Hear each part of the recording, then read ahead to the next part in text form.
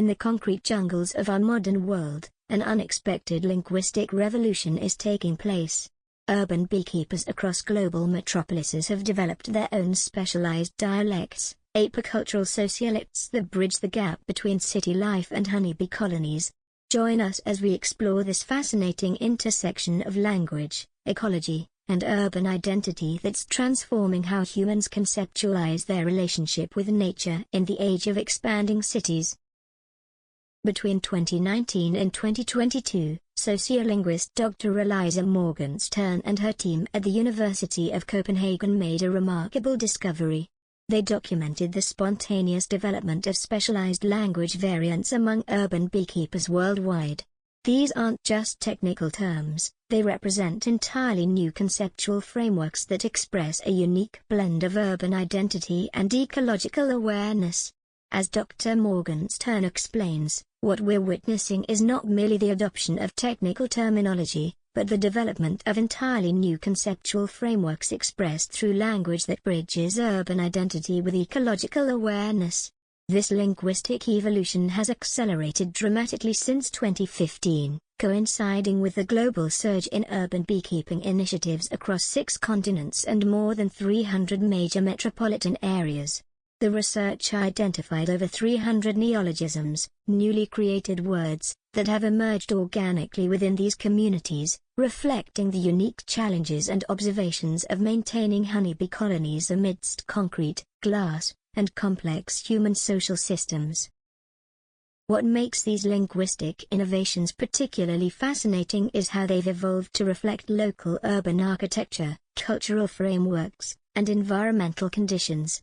In Barcelona, beekeepers have developed terminology influenced by Gaudi's architectural principles to describe how bees navigate the city's unique skyline. The flowing, organic forms of buildings like Casa Batlló and Sagrada Familia have inspired a vocabulary that captures how bees use these distinctive structures as landmarks. Meanwhile, in Nairobi, urban beekeepers have created something truly remarkable, a hybrid vocabulary that integrates traditional Kikuyu ecological knowledge with contemporary urban planning concepts. This linguistic fusion honors indigenous understanding while addressing modern urban challenges, creating a bridge between generations of knowledge.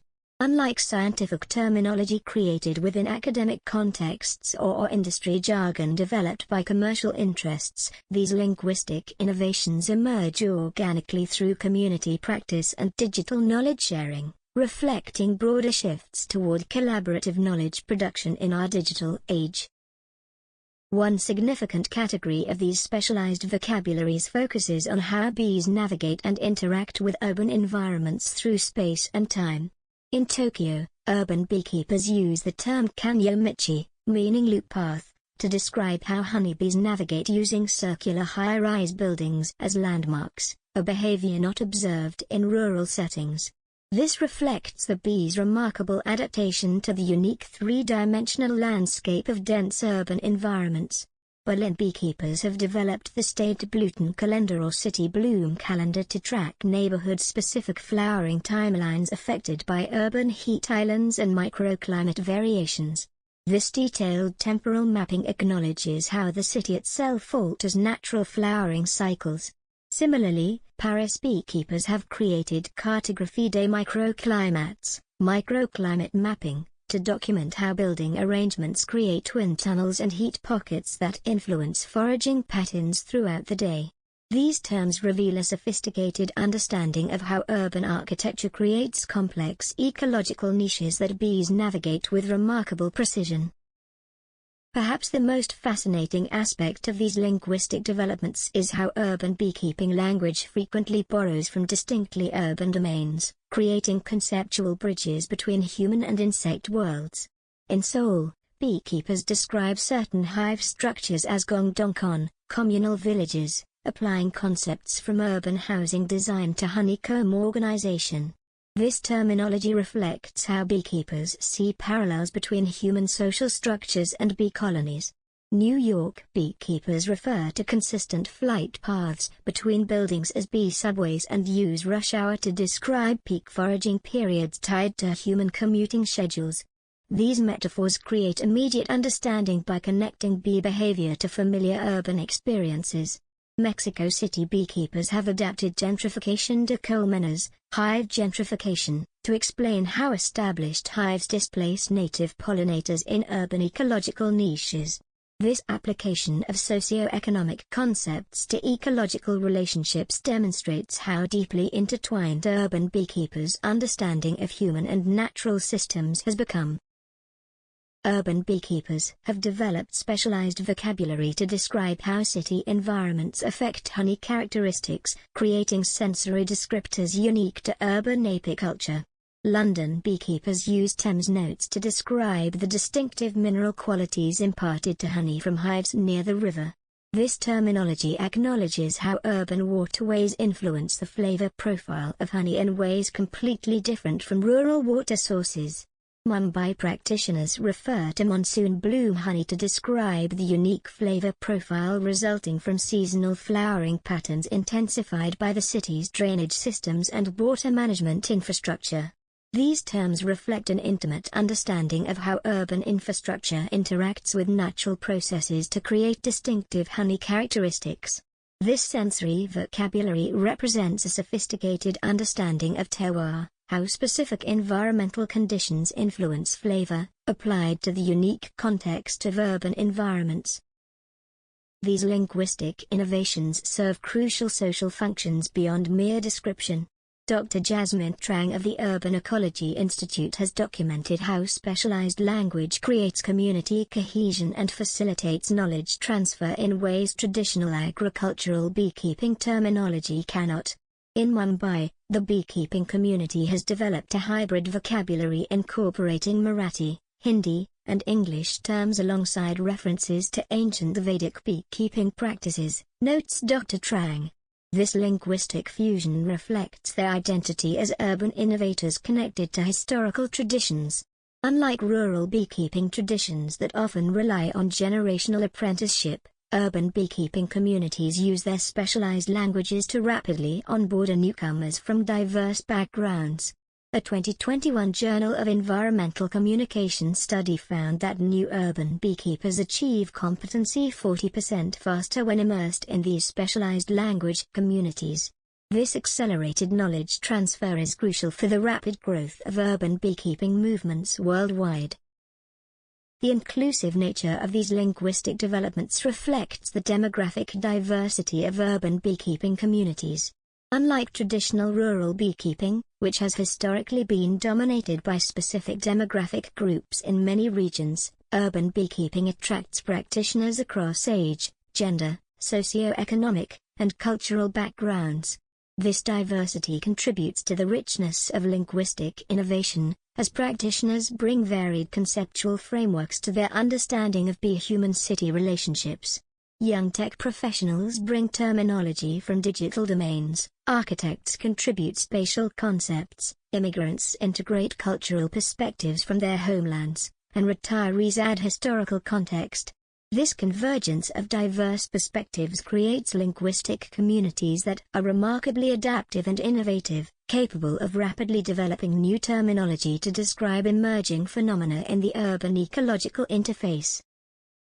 Digital platforms have accelerated the development of these linguistic innovations in unprecedented ways.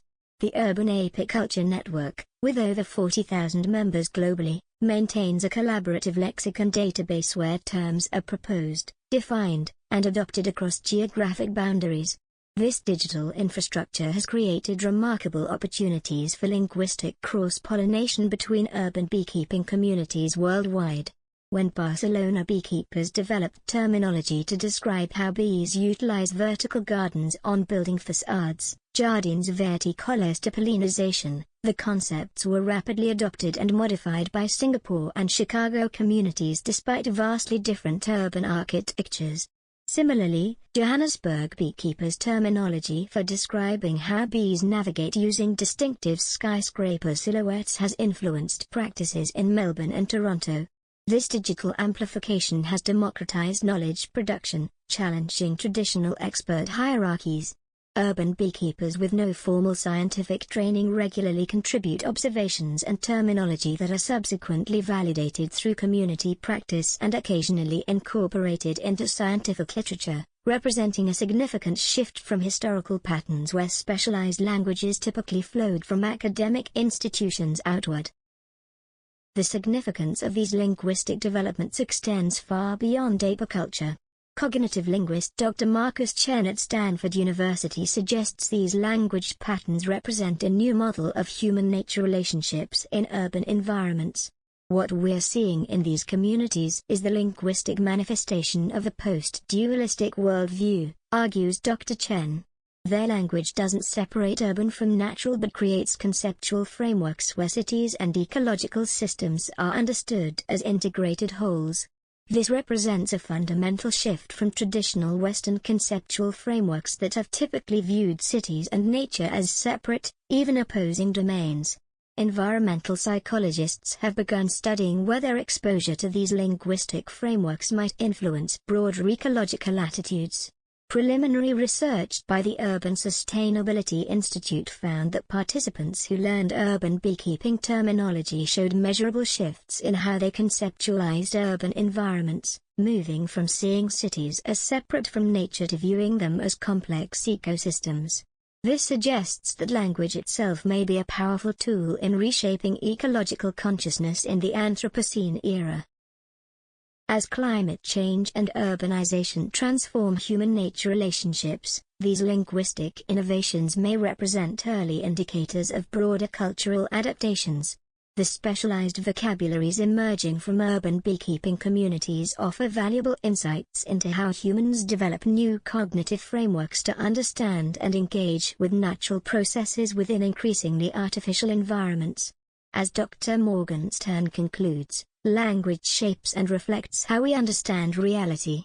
The emergence of these specialized urban ecological vocabularies suggests we're witnessing the early stages of a significant cognitive shift in how humans conceptualize their relationship with nature in the Anthropocene. With urban beekeeping continuing to grow globally, at an estimated 25% annual increase in practitioners since 2018, these linguistic communities will likely continue to evolve, potentially influencing broader cultural understandings of urban ecology and human-nature relationships in increasingly concrete jungles worldwide. This linguistic evolution represents more than just new terminology, it embodies an emerging worldview where urban and natural are no longer opposing concepts but integrated aspects of a single complex system. The emergence of specialized urban beekeeping language represents far more than a curious linguistic phenomenon. It signals a profound shift in how humans conceptualize their relationship with nature in the modern world. As cities expand and ecological concerns intensify, these apicultural sociolects bridge worlds previously considered separate, the urban and the natural, the technological and the biological. Through terms like kanjo-michi in Tokyo, bee subways in New York, and Thames Notes in London, urban beekeepers have created cognitive frameworks that reject the false dichotomy between human development and natural processes.